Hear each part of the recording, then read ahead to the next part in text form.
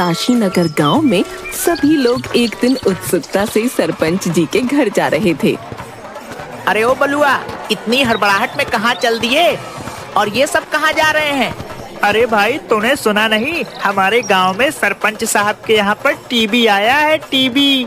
अरे कौनो विधायक है का जो सब दौड़े दौड़े वहाँ जा रहे हैं? और इस शहर वाले भी ना जाने का नाम रख लेते हैं, टीबी। ये कौनो नाम हुआ का? अरे पिताजी, टीवी कौनो विधायक नहीं है, वह तो एक डब्बा है, डब्बा। उसमें मनोरंजन के लिए बहुत कुछ आता है। अरे ओ सुमन, तूने सुना सरपंच साहब के यहाँ नया टीवी आया है? क्या टीवी? हाँ, हम सब तो जा रहे हैं देखने। अरे रुको, मैं भी आती हूँ। सब लोग गांव में टीवी देखने के लिए सरपंच साहब के घर में इकट्ठा हो जाते हैं। सरपंच की माँ विमला सिलबट्टे में मसाले पीस रही थी। इतने सारे लोगों को इकट्ठा देखकर बोली, अरे ओ निर्मला, सुमन और तुम सभी गांव वाले यहाँ पे क्यों आए हो? अरे माँ जी, हमने सुना है आपके यहाँ नया टीवी आया है, बस उसे ही देखने के लिए हम यहाँ आए हैं। अच्छा, तो सारा का सारा काम धंधा छोड़ के तुम ये मुए टीवी को देखने आए हो? तुम सब यहाँ बैठोगे तो घर का काम धंधा कौन करेगा? तुम्हारे बाप दादाओं ने मायके से काम करने के लिए कोई नौकर भेजा है क्या, जो यहाँ बैठ के टीवी देखने आ गए? अरे अम्मा, काहे को चिक कर रही हो? देखने तो बैठ के सबको। वैसे भी इसी बहाने सारा गांव इकट्ठा तो हुआ। हाँ, मुझे क्या बैठा सबको, वैसे भी मेरी यहाँ सुनता ही कौन है। अगले दिन, अरे सब जल्दी काम कर लो, फिर टीवी देखने चलेंगे सरपंच साहब के यहाँ। सब लोग जल्दी काम करते हैं, फिर सरपंच साहब के यहाँ टीवी देखने पहुँच जाते हैं। ई लो, फिर आ गए काम चोर कहीं के। कोई धंधा तो है नहीं और टीवी देखने का तो बहाना मिल गया इन्हें। सब लोग टीवी देखने के लिए बैठ जाते हैं। सरपंच का पूरा आंगन लोगों से भर जाता है। फिर टीवी में रामायण चलती है। सब लोग टीवी के सामने हाथ जोड़ते हैं और हार फूल भी चढ़ाते हैं। अरे चमुनिया, तू भी हाथ जोड़ ले, भगवान ने चाहा तो तेरी भी शादी जल्दी हो जाएगी। हे बबलू, अरे ओ छोरे, आओ भगवान को हाथ जोड़ लो, तुम्हें भी थोड़ी सद्बुद्धि मिलेगी। सद्बुद्धि देंगे? अभी रुक, इनकी सद्बुद्धि निकालती हूँ। विमला फिर चैनल चेंज कर देती है और अचानक से टीवी में शेर आ जाता है। सब लोग डर के मारे इधर उधर भागने लगते हैं। भागो, शेर! अरे यह शेर अगर टीवी से बाहर आ गया तो हम सबको खा जाएगा। अरे अम्मा, अब क्या करोगी? हम सब तो यहाँ से भाग जाएंगे, पर तू क्या करेगी? और ये शेर सबसे पहले तुझे खाएगा। चुप बुड़बक कहीं की। अरे रुको, बैठो सब यहीं। ये टीवी के बाहर नहीं आ सकता, ये तो इसके अंदर रहेगा। फिर सब शांत होकर बैठ जाते हैं। थोड़ी देर बाद, अरे ओ विमला दादी, तुम इस टीवी में क्या कर रही हो? सब लोग जोर से हंसने लगते हैं। चुप कर कल मुए। कुछ दिन तक सब ऐसे ही हंसी मजाक करते हुए रोज टीवी देखने के लिए आते रहे। एक दिन रोज की तरह सब लोग रामायण देखने के लिए आते हैं। टीवी पर रामायण चल रही थी और अचानक से हवा के कारण टीवी का सिग्नल चला गया। अरे अब मुए टीवी को क्या हो गया? अरे अम्मा, इसमें तो मच्छर दौड़ रहे हैं। अरे देखो, इतने सारे मच्छर एक साथ। सब बच्चे हंसने लगते हैं। अरे नहीं काका, ये मच्छर नहीं है, टीवी का सिग्नल चला गया है। रुको, मैं जाकर एंटीना ठीक करके आता हूँ। आप सब बताना सिग्नल आया कि नहीं। फिर बबलू सिग्नल ठीक करने के लिए छत पर चढ़ता है। अरे काका, आया? अरे नहीं आया। अब आ गया। अरे फिर से गया। अरे बबलू, जल्दी कर, नहीं तो माता सीता का स्वयंवर निकल जाएगा। अब आया? नहीं आया। अरे आ गया। फिर सब लोग रामायण का मजा लेने लगते हैं। एक दिन विमला घर का दरवाजा बंद कर देती है और घर के बाहर लाठी लेकर खड़ी हो जाती है। अरे अम्मा, दरवाजा काहे बंद कर लिए? खोलो, हमें टीवी देखना है। कोई टीवी नहीं देखेगा। जाओ सब अपने अपने घर काम करो। सब काम धंधा छोड़ के यहाँ इस मुए टीवी को देखने आ जाते हैं। भागो यहाँ से, जाओ। सब गांव वाले बहुत उदास हो जाते हैं। अरे अम्मा, खोल देना दरवाजा, देख लेने दे सबको टीवी। देख शंभू, तू सरपंच बाद में और मेरा बेटा पहले है। मैं इन सब काम चोरों को अपने घर में नहीं घुसने दूंगी। उनका तो रोज का हो गया है, मानो टीवी नहीं भगवान उतर आए जमीन पे। जाओ जाओ सब यहाँ से जाओ। सब लोग उदास होकर वहाँ बैठ जाते हैं। अरे अम्मा, देख लेने दो ना। और वैसे भी तुम्हारा क्या बिगाड़ा है हमने? लगता है आज तो ये दादी हमें टीवी देखने ही नहीं देगी। अब क्या करें? फिर बबलू को एक तरकीब सूझती है। वो अपने सभी दोस्तों के कानों में कुछ कहता है। सब बच्चे मिलकर विमला जिस कुर्सी पर बैठी थी उस कुर्सी को उठा लेते हैं। दादी, अब भी नहीं खोलोगी दरवाजा? बताओ, नहीं तो नीचे फेंक देंगे। अरे नीचे उतारो, नास पीटो, छोड़ो मुझे। पहले बोलो, दरवाजा खोलोगी कि नहीं? अरे नीचे तो उतारो मुझे, खोलती हूँ दरवाजा। फिर विमला दरवाजा खोल देती है और सब लोग फिर से टीवी का मजा लेने लगते हैं। एक दिन सभी लोग रोज की तरह टीवी के लिए इकट्ठा होते हैं। सब आश्चर्यचकित हो जाते हैं। टीवी कहाँ गई? अरे अम्मा, कहाँ छुपा दिया टीवी को? हाँ, कहाँ छुपा दिया उस टीवी को? मुझे क्या पता, मैं जब उठी तब देखा कि यहाँ टीवी ही नहीं है। सच्ची सच्ची बता दो दादी, तुमने टीवी को कहाँ छुपाया? अरे निकम्मो, मैं सच कह रही हूँ, मैंने टीवी को हाथ भी नहीं लगाया। अरे तो फिर टीवी कहाँ गया? सरपंच साहब, आप ही समझाओ अम्मा को। देखो कैसे झूठ बोल रही हैं। अरे नहीं नहीं भाइयों, इस बार अम्मा सही कह रही है।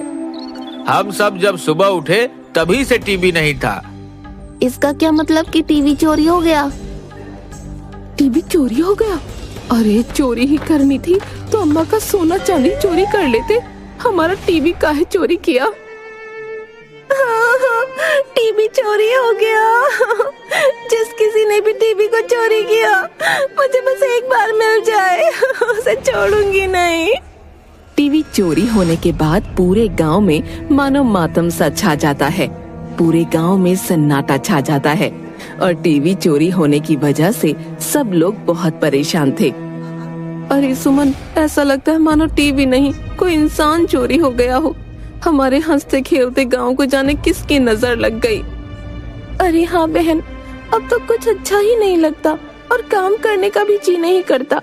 पता नहीं हमारा टीवी किसने चोरी किया होगा। अरे मुझे तो उस अम्मा पर ही शक है, बुढ़िया ने छुपा दिया होगा टीवी कहीं पे। उस दिन भी कैसे दरवाजे में ताला लगा दिया था, बुढ़िया कहीं की। अब तो बहुत खुश होगी वो। दूसरी तरफ टीवी चोरी होने की वजह से विमला काकी भी बीमार हो गईं। सरपंच साहब विमला काकी के लिए डॉक्टर को बुलाकर लाते हैं। अरे डॉक्टर साहब, मेरी माँ को क्या हुआ है? कुछ दिनों से बहुत उदास सी रहती है और ठीक से कुछ खाती पीती भी नहीं है। सरपंच जी, इन्हें किसी बात की टेंशन है क्या? ऐसी तो कोई बात नहीं है डॉक्टर साहब, बस हमारी टीवी चोरी हो गई है, तब से अम्मा थोड़ी उदास है। आप फिक्र मत कीजिए, मैंने कुछ दवाइयाँ दे दी हैं तो ये ठीक हो जाएंगी। अम्मा, ये दवाइयाँ ले लो। अरे बेटा, सब गांव वालों को बुला ले, वो आते थे तो बहुत अच्छा लगता था। उस मुए टीवी की वजह से ही तो आते थे, अच्छा लगता था। अब नहीं है तो मानो गांव की रौनक ही खो गई है। सरपंच साहब, अरे ओ गांव वालों, सुनो सुनो, एक खुशखबरी है। सरपंच और गांव वाले सब इकट्ठा हो जाते हैं। अरे बलुआ, इतना खुश काहे लग रहा है? और ऐसी क्या खुशखबरी लेकर आया है? अरे हमारी टीवी मिल गई। क्या टीवी मिल गई? कहाँ है? कहाँ मिला तुझे? अरे मैं पास के ही गांव में किसी काम से गया था तो उन लोगों ने हमारी टीवी को चुरा लिया और अपने गांव के चौपाल पर लगा दिया उसे। उनकी इतनी हिम्मत कि हमारी टीवी चुराकर गांव के चौपाल पर लगा दिया। अरे पर रुको, ये भी तो हो सकता है ना कि वह उनका खुद का टीवी हो। अरे नहीं नहीं सरपंच साहब, मैंने खुद इस बात की पुष्टि की है। वह हमारा ही टीवी है। आपको याद है एक बार बबलू और इन बच्चों ने टीवी पर कुछ निशान बना दिया था, वैसा ही निशान उस टीवी पर भी है। तो वह टीवी हमारा ही है ना। पास के गांव वालों ने हमारा टीवी चोरी कर लिया। उनकी इतनी हिम्मत कि सरेआम हमारी टीवी को चोरी करके चौपाल पर लगा दिया। चलो भाइयों, हम सब चलकर उनसे अपना टीवी लेकर आते हैं।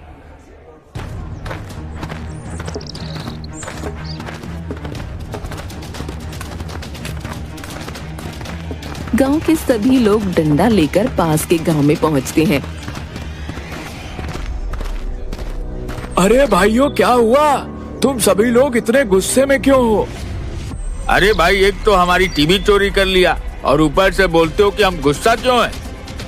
अरे हमने कोई टीवी चोरी नहीं किया है, यह तो हमारे गांव का टीवी है। ये देखो, हमारे गांव के बच्चों ने इस पर निशान बनाया था। यह टीवी हमारे ही गांव का है, हमें वापस चाहिए। अरे नहीं नहीं भाइयों, ये टीवी हमारे गांव का है। आपको कोई गलत फहमी हुई है। इससे सरपंच साहब खुद लेकर आए थे, तो भला सरपंच साहब भला चोरी क्यों करेंगे? वह सब हमें नहीं पता, पर यह हमारे ही गांव का टीवी है। और सरपंच साहब बताओ, कहां से लेकर आए आप इस टीवी को? हाँ हाँ, दिखाओ हमें इसके बिल और दुकान का पता। हमारे सरपंच साहब तो सब लेकर आए थे। सुरेश, दिखाओ हमें इस टीवी का सबूत। कहाँ से लाए इसे तुम? अरे भाई, ये क्या बात हुई? और भला मैं क्यों तुम्हारे गांव का टीवी चोरी करने आऊंगा? हाँ हाँ, सरपंच साहब क्या कोई पैसों की कमी है क्या? जाओ यहाँ से, तुम्हें कोई गलतफहमी हुई होगी। जाओ, भागो यहाँ से।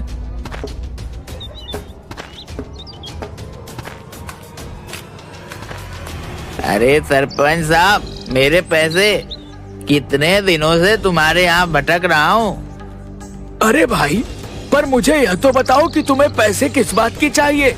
रोज रोज आ जाते हो मुंह उठाकर पैसे मांगने। अरे याद करो, तुमने मुझे ये टीवी चुराने के लिए कहा था और कहा था कि अगर मैं ये टीवी चुरा लूंगा तो तुम मुझे 1 हफ्ते की शराब के पैसे दोगे, पर अभी तक तो 1 रुपया भी नहीं दिया। देखा, अब सच सबके सामने आ गया ना। अरे भाई, पर मैंने कब कहा था तुम्हें टीवी चुराने को? देते हो कि ये टीवी फोड़ दूं? और फिर बेवड़ा अपनी लाठी से टीवी पर वार करने ही वाला था कि तभी काशी नगर के लोग और पास के गांव के लोग उस बेवड़े के हाथ से लाठी छुड़ाते हैं। अरे भाई, यह टीवी हमारा है और ये सरपंच झूठ बोल रहा है। अगर यह बेवड़ा नहीं आता तो तुम में से कोई भी हमारी बात कभी नहीं मानता। भाइयों, मारो इसे। और सब सरपंच को मारने के लिए अपनी अपनी लाठी उठा लेते हैं। तभी पास के गांव के सरपंच की पत्नी आ जाती है। अरे अरे भाइयों, रुको रुको, मेरे पति को मत मारो। अरे भाभी जी, हटो सामने से। तुम्हारे पति ने काम ही ऐसा किया है, ऐसे कैसे छोड़ दे इन्हें? इसने हमारे गांव की रौनक छीन ली। इसी की वजह से हमारी बूढ़ी अम्मा बीमार हैं और तुम कहती हो इसे छोड़ दें? अरे भाइयों, मैं तुम्हारे सामने हाथ जोड़ती हूँ, मैं इनकी तरफ से माफी मांगती हूँ। वो बात कुछ ऐसी है कि इन्हें भूलने की बीमारी है। इन्हें याद ही नहीं रहता कि ये क्या कर रहे हैं। अरे ओ देवी जी, कौन सा पति? किसका पति? कौन हो तुम? और मेरी तरफदारी क्यों कर रही हो? और वैसे भी मैंने किसी का टीवी नहीं चुराया है। हटो यहाँ से। हे भगवान, तुम चलो घर, तुम्हें बताती हूँ मैं। अब तो आप सबको यकीन हो गया ना। सब लोग जोर जोर से हंसने लगते हैं।